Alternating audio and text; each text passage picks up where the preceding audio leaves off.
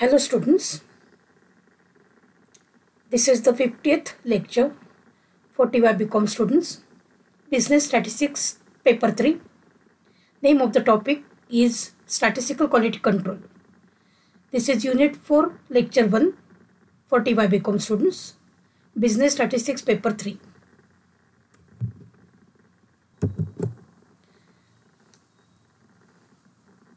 Lecture number 50, Unit 4, TY BCom, Business Statistics Paper 3, Lecture 1. Statistical Quality Control. Introduction. Chance and assignable causes of variation. Uses of statistical quality control. Control limits. Specification limits. Tolerance limits. Process and product control. Control charts for mean, range, P chart, C chart. Process capability study. Interpretation of capability index, CP and CPK. There are 16 lectures allocated to this topic. This is the syllabus for statistical quality control. Now see the introduction. Statistical quality control, introduction.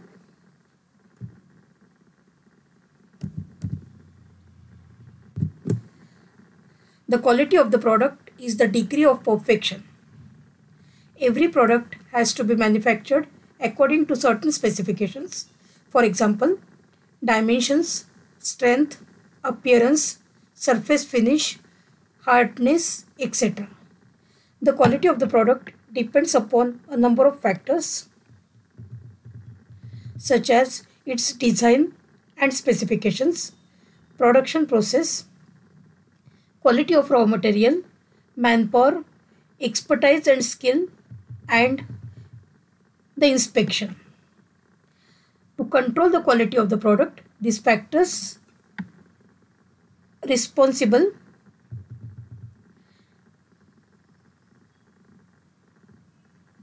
for its quality must be controlled properly. Quality control is defined as an industrial management technique by means of which products of uniform acceptable quality are manufactured. It is concerned mainly with making things right rather than discovering and rejecting those made wrong. So quality control determines what, when and how much to inspect and what measures to take so that defective items are not produced. It is preventive rather than the corrective measure. One simple way to control the quality is to conduct 100% inspection. However, it will be very costly and time consuming. Nowadays, statistics is used for quality control, and this method is known as statistical quality control. Statistical quality control is defined as the technique of applying statistical methods based on theory of probability to establish quality standards and to maintain it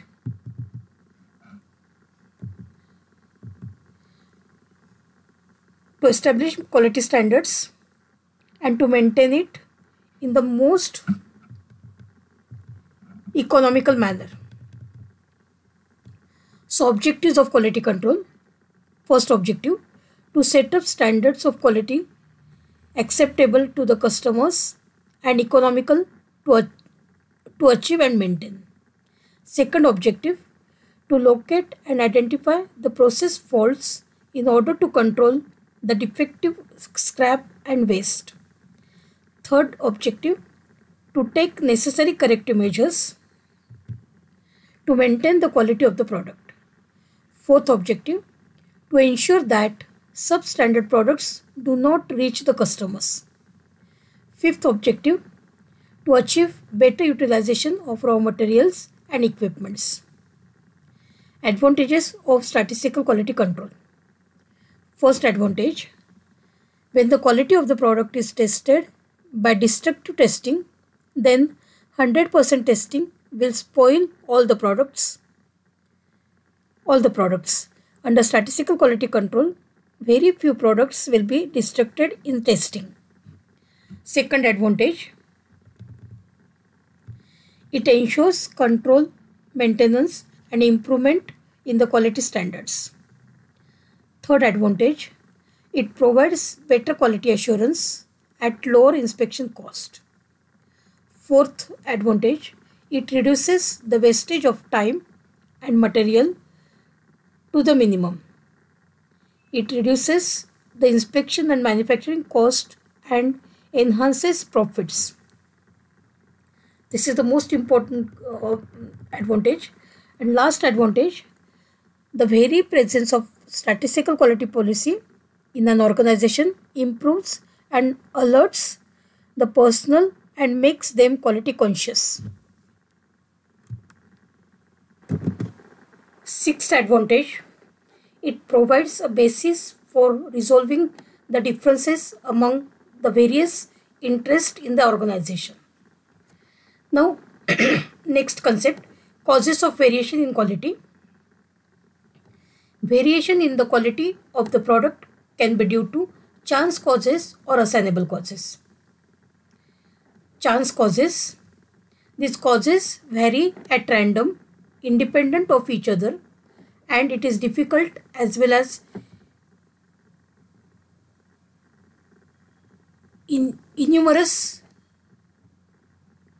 uneconomical to detect and eliminate them. These causes are natural to any manufacturing process and are beyond human control. For example, slight variation in temperature, pressure or humidity, etc. Interact randomly to produce slight variation in the quality of the product. This variation is known as natural, permissible or allowable variation. When the variation in the production process is confined to chance causes alone, the process is said to be in the state of statistical control. Second causes, assignable causes. These are non-random causes that can be identified. The assignable cause may creep at any stage of the process, right from the arrival of the raw material to the dispatch of the finished product. Some of the assignable causes of variation are defective raw materials, worn equipments, unskilled and fatigued workers. This variation can be detected and eliminated and is therefore called controllable or preventable variation.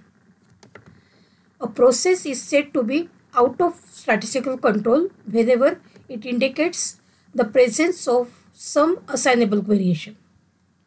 The objective of the statistical quality control is to devise statistical methods that isolate assignable variation from random variation and enable us to detect, identify and eliminate the assignable causes of variation.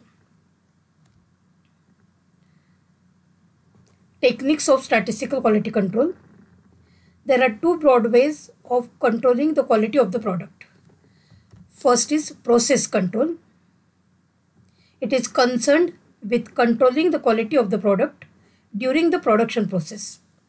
It ensures that a product of any requisite standard is produced and makes use of control charts. Second technique is called as product control. It is concerned with controlling the quality of the product by critical examination at strategic points. It is concerned with inspection of goods already produced to ascertain whether they are fit to the dispatch or not. It makes use of sampling inspection plans to achieve the objective. Now, types of limits. First is control limits. These are the limits of sampling variation of a statistical measure. for example, mean, range, or fraction defective, such that if the production process is under control from different rational subgroups will lie within these control limits.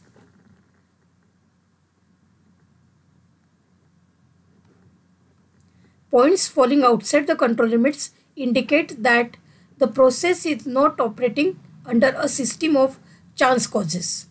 That is, assignable causes of variation are present which must be eliminated. Control limits are used in control charts. Second type of limit are nothing but specification limits. When an article is proposed to be manufactured, the manufacturer have to decide upon the maximum and minimum allowable dimensions of some quality characteristic so that the product can be gainfully utilized for which it is intended. If the dimensions are beyond these limits, the product is treated as defective and cannot be used.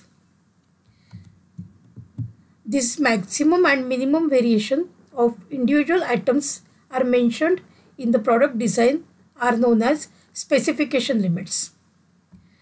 Next is tolerance limits. These are the limits of variation of a quality measure of the product between which at least a specified proportion of the product is expected to lie with a given probability, provided the process is in state of statistical control. Next concept is control charts and its construction. Dr. W.A. Shewhart in 1924 first introduced a graphical device to achieve process control called control chart. It is used to detect presence of assignable causes in the manufacturing process.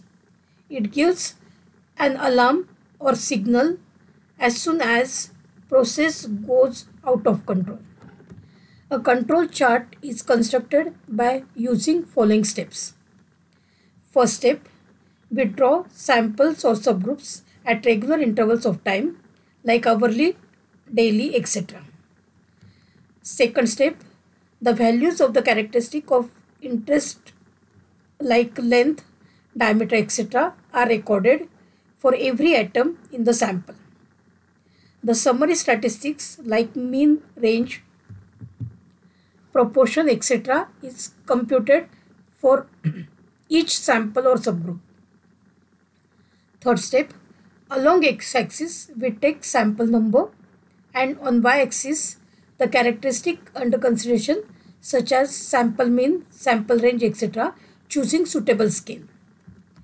Next point, a control chart consists of 3 lines on this graph that are upper control limit, that is called as UCL, central line which is called as CL, and lower control limit, that is nothing but LCL. These control limits are determined using probability distribution of summary statistics. Next point, at the end we plot the points corresponding to the statistic computed for each sample or subgroup. These points are called sample point. Then working of control chart. The state of process is decided by observing the sample points. Observing the sample points. Control chart works as follows. If all the points lie within control line, that is CL, at random, we conclude that process is under statistical control with respect to the corresponding characteristic. It means that variation in product is by chance only, that is due to chance causes. If one or more sample points fall outside control limits, that is above upper control limit or below lower control limit, the control chart signals that process may not be under statistical control, may not be under statistical control. Even though all points fall within control limits but show some systematic pattern, the process may not be under control. In such cases, control indicate presence of assignable causes. Thus, a control chart makes us possible to detect assignable causes. A remedial action can be taken to bring the process under statistical control. 3 sigma control limits. The 3 sigma limits were proposed by Dr. Shewhart for his control charts from probabilistic consideration. If a random variable x is normally distributed, the probability that a random observation of the variable will be between mu plus minus 3 sigma, where mu is mean and sigma is standard deviation, is 0.997, which is extremely high. So the probability of random observation falling outside the control limit is low, that is 0.003. Hence, 3 sigma limits are used and the variable quality characteristic is assumed to be normally distributed to chance of a sample points falling outside these limits when the process is in control is very small.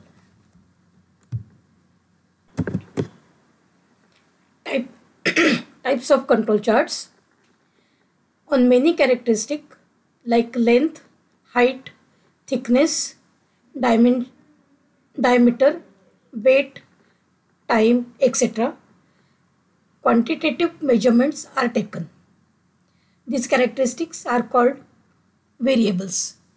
The control charts used for such characteristics are called control charts for variables. In some cases, we classify the article as defective or non-defective. Here, characteristic is of attribute type, and the corresponding control charts are called control charts for attributes. Now, control charts for variables, X bar and R charts. Many quality characteristics like diameter of a shaft, length of axle of wheel, weight of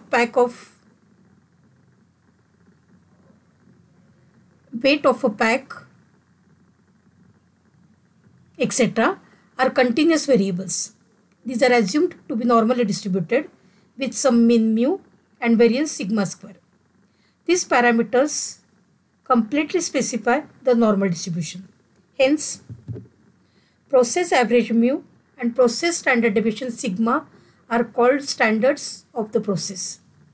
When process goes out of control, there is a shift in the values of mu and sigma or both. However, the probability distribution of characteristic remains same. Although there is a single characteristic under study, its probability distribution depends on 2 parameters, mu and sigma. Hence, we need to draw 2 separate control charts. First of all, the process variation should be taken care of. Hence, first we construct control chart to examine whether the process is under control with respect to variation within samples. This chart is based on sample ranges, that is R, that is called R chart. After ensuring that R chart shows state of control of the process, we set up control chart for process average. It is called as X bar chart.